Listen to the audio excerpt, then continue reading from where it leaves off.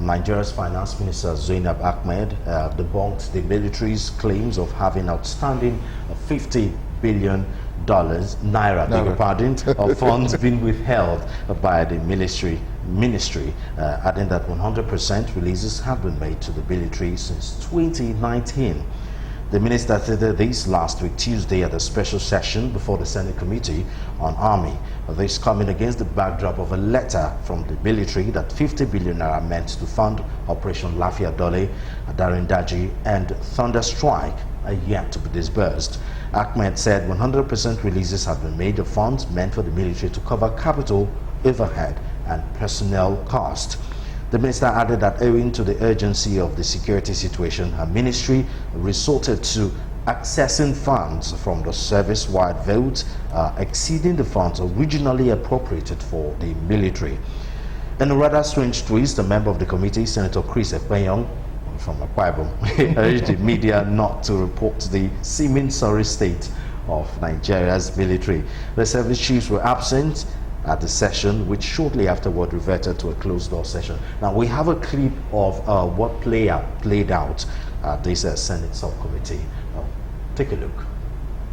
Details of releases to the Nigerian Army from service-wide votes from January 2019 to April 2021. The first part of it, the year 2019, for Operation Lafia Dole, what was budgeted was 75 billion, but we ended up having to release up to 82.61 billion. Having released the 75 billion in the budget, there was an augmentation from service-wide special intervention of 7.61 billion. So this represents about 110% over the budget. Then I have in that same schedule a breakdown of the components of Operation Lafia Dole. The Nigerian Army, of the 82.619 billion, Nigerian Army got a component of 35.61 billion, representing 40%, while the Defense Headquarters got 25%, and the Nigerian Air Force got 21%. So in reporting, you must also show patriotism. You don't have to report everything verbatim. By letting the world know that we are short change or in one form or other, that we don't have adequate equipment to fight the insurgency, so that you don't actually ginger the insurgents and the Boko Haram to say, after all, the Nigerian Army don't have sufficient firebrand, power to face them.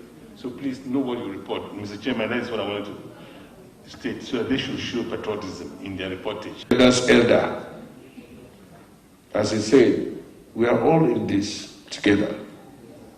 Security is everybody's business. The sensation normally caused by our press sometimes goes out of patriotism. You can even say it's unpatriotic. So please, say those things that will help in improving the security of this country, and not those things that will compound our problem again. And having said that, I want you to excuse the press and the other staff that accompany the service chiefs, please. The importance of this matter is not that we don't want you in, but there is the need for us to do this in a secured environment.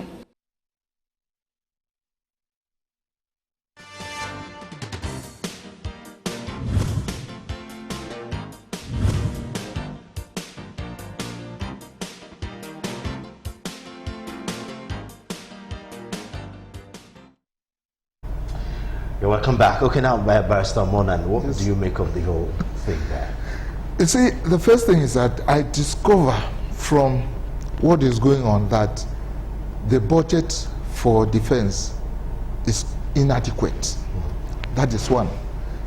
But because even with the inadequate budget, the little, as it were, yes, had been released, have been mishandled.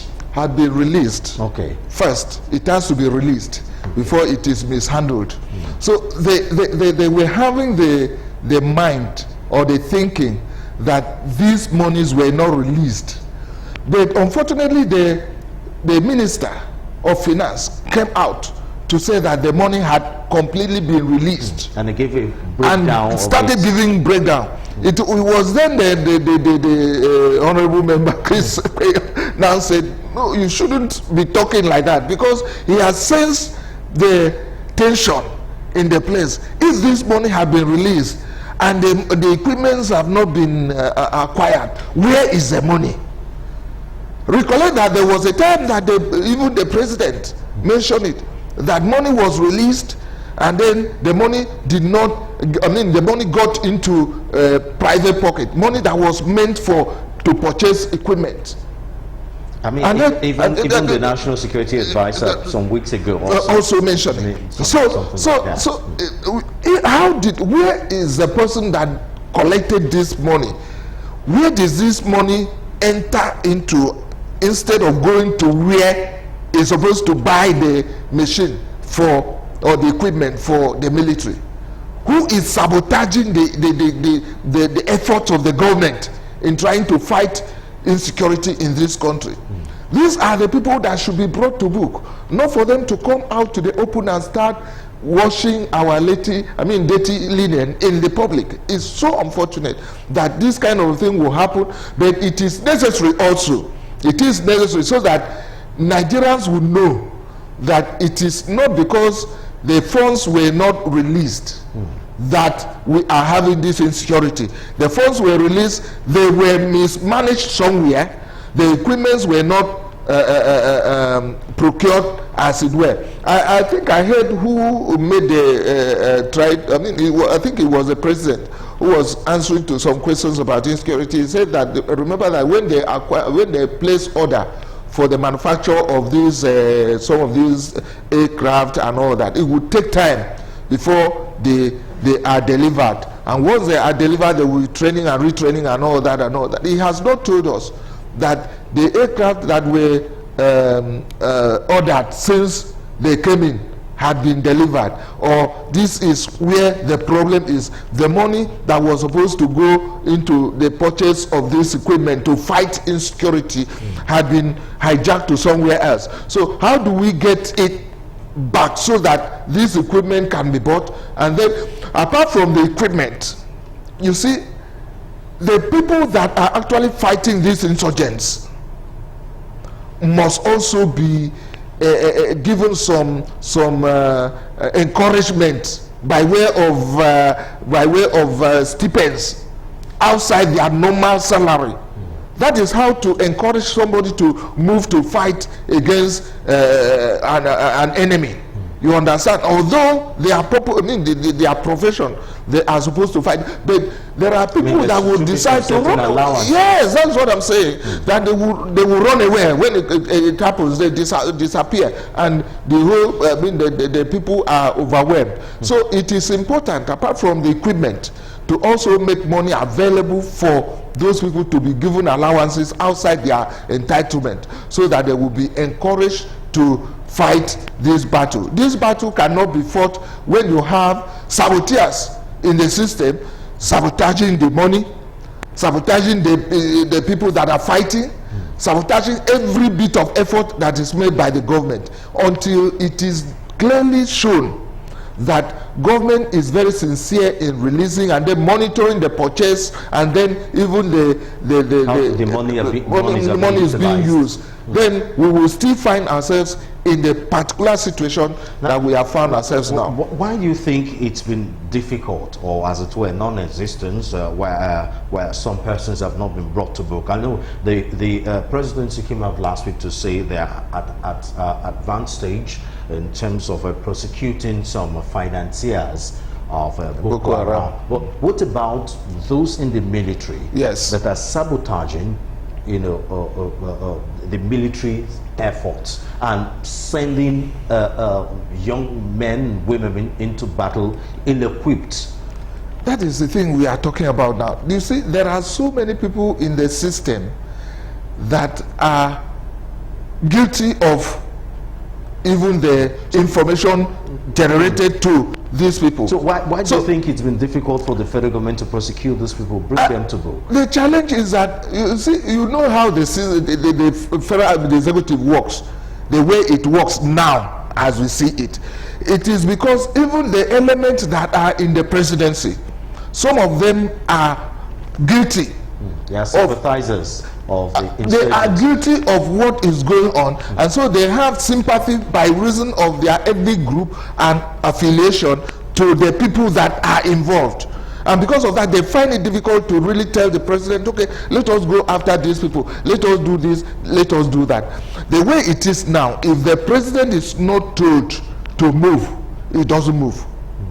And it's so unfortunate that that is where we have found ourselves. Well, we do hope this insecurity issue is finally solved. So It is a major challenge that we have now. The major challenge that we have in Nigeria is insecurity. And if it is not resolved fast, this country will regenerate into a situation that we will no longer be able to hold ourselves together. That is why I have to commend the efforts of the southern governors who came together and said this must be done if we have to see this country as one again. This insecurity is a very serious issue. In fact, it has gone bonkers, like my where we do hope these meetings goes beyond religious, regional, because southern governors meet, northern governors meet. But I think it's right time the governors forum come together as one umbrella to provide solution to this, and we hope that the federal government listens to. Very well. Thank you so Very much. Well. Thank you for having me. For your time. It's been a blast talking to you. Thank you very much. Okay, thank you for being part of the program today.